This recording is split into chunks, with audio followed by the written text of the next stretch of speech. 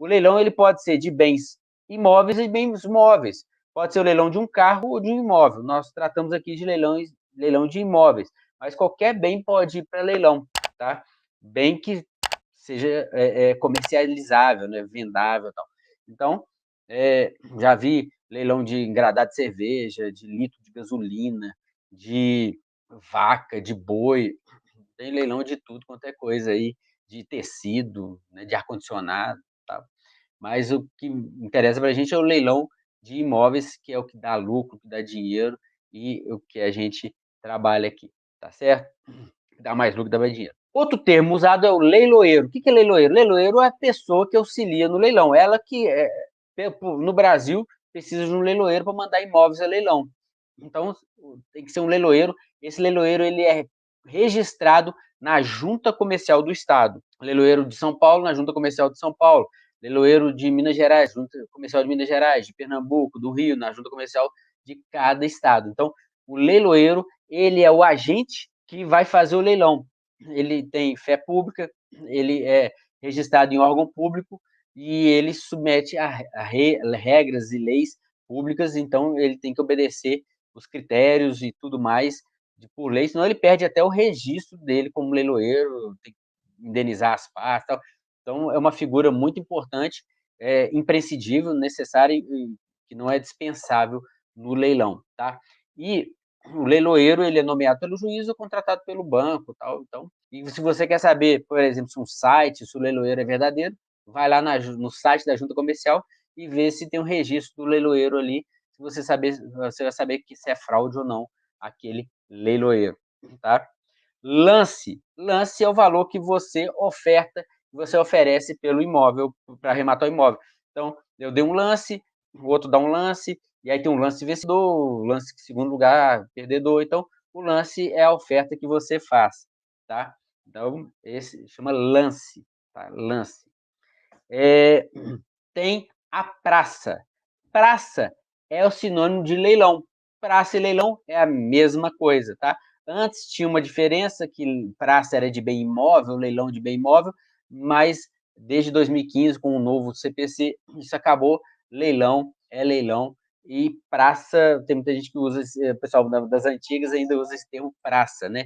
Então, mas é a mesma coisa. Leilão e praça é a mesma coisa, é só um termo antigo que se continua usando até hoje, tá? Primeiro leilão, segundo leilão.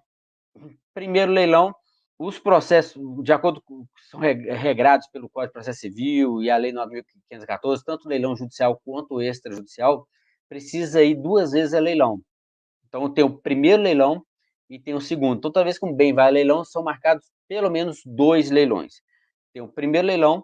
No primeiro leilão, o bem vai pelo valor de avaliação. Então, tem um apartamento que ele vale R$400 mil.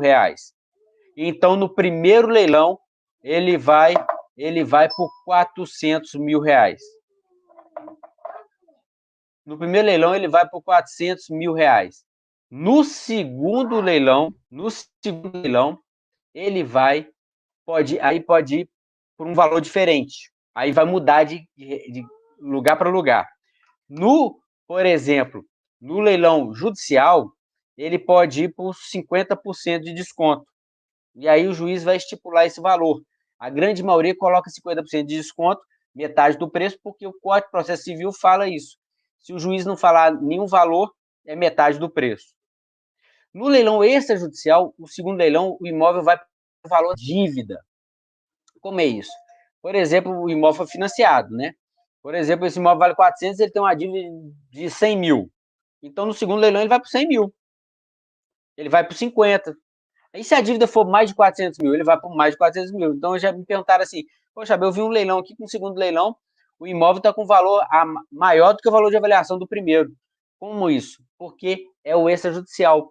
O extrajudicial, no segundo leilão, ele vai pelo preço de avaliação, pelo preço da dívida. Então, se a dívida for maior que o valor de avaliação, ele vai por esse preço da dívida, certo? E pode, no judicial, ele pode menos de 50%.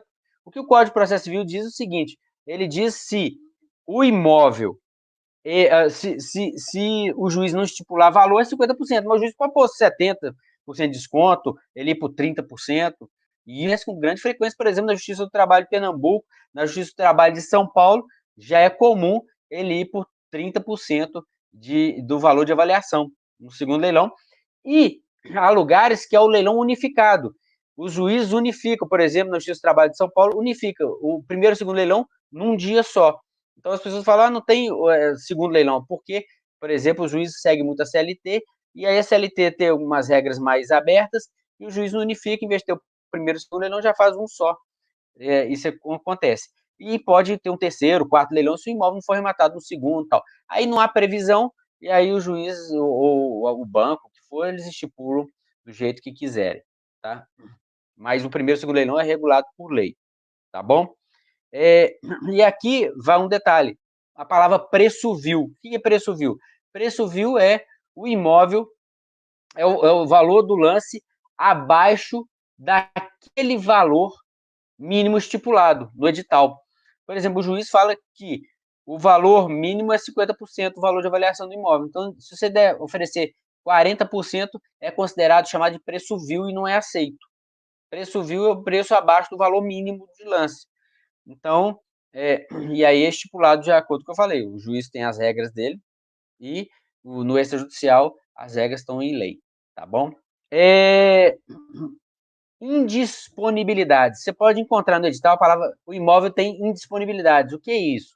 É um imóvel, por exemplo, a pessoa deve muita gente, tem muitos processos contra ela, e essa pessoa manda, e aí um dos processos vai lá e manda o imóvel para leilão, e os outros, os juízes colocam penhoras. Então, por exemplo, tem um imóvel que ele está penhorado em 20 processos, porque o cara tem 20 processos contra ele, trabalhista, de imposto, imposto no geral, condomínio, o cara deve um monte de coisa.